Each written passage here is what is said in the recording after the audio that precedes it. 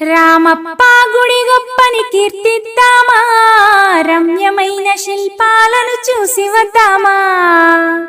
రామప్ప గుడి గొప్పని కీర్తిద్దామా, రమ్యమైన శిల్పాలను చూసి వద్దామా.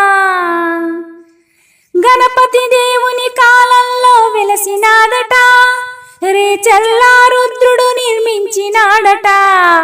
గణపతి దేవుని కాలంలో వెలసినాదట, రేచల్లా రుద్రుడు నిర్మించినాడట.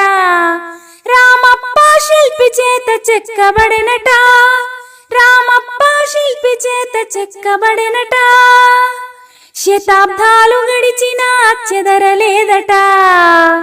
రామప్ప రామప్ప గుడి గొప్పని కీర్తిద్దామా, రమ్యమైన శిల్పాలను చూసి వద్దామా. రమ్యమైన శిల్పా